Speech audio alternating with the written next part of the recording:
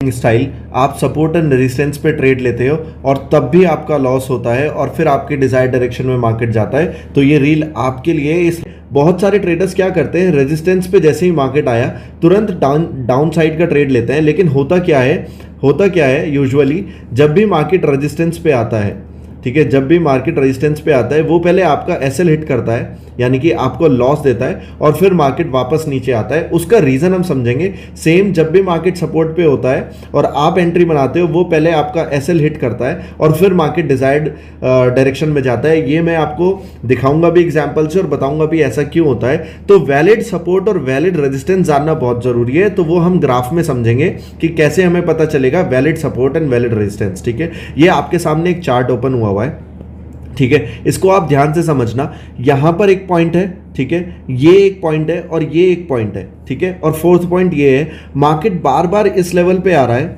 ठीक है, तो और यहां से अपसाइड शूट कर रहा है, अपसाइड मूवमेंट दे रहा है, तो यानी कि एक सपोर्ट एरिया हो गया, ठीक है। जब आपने यहां पर लिया होगा ट्रेड, ठीक है, और जब यहां पर लिया होगा, इन दो पॉइंट्स को मिला के एक सपोर्ट एरिया बना होगा। थर्ड टाइम जब मार्केट यहां पर आया फिर से ऊपर शूट किया है। वैलिड सपोर्ट एरिया क्या होता है वो समझते हैं। जैसे मान लीजिए मार्केट ऊपर गया था, यहां से इस पॉइंट पे आया, अब जब इस पॉइंट से दोबारा मार्केट ऊपर गया है ना, तो उसको ये वाला हाई ब्रीच करना होगा, यानी कि H1 को तोड़ना होगा और H2 बनाना होगा, तभी ये वैलिड सपोर्ट पॉइंट माना जाएगा। ठीक है, सिमिलरली आप देखो जब मार्केट थर्ड टाइम यहां पर आया, ठीक है, तो ये H3 मार्केट ने बनाया, ये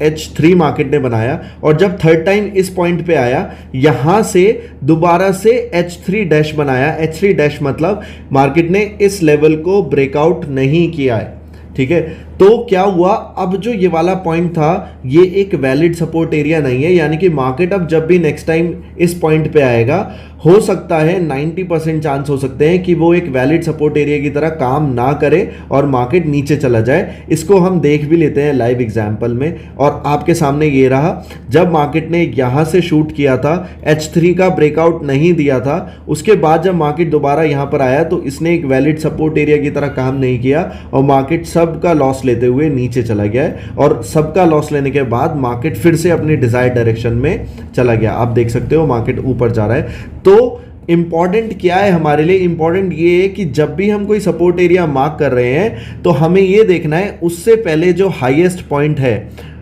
ठीक है, वहां से अगर मार्केट ऊपर निकल रहा है तो उसका ब्रेकआउट आना बहुत जरूरी है। ठीक है, आप देखो उसका ब्रेकआउट आना बहुत जरूरी है। यहां पर दोबारा आया मार्केट, जब तीसरी बार यहां गया तो इस H2 डैश का ब्रेकआउट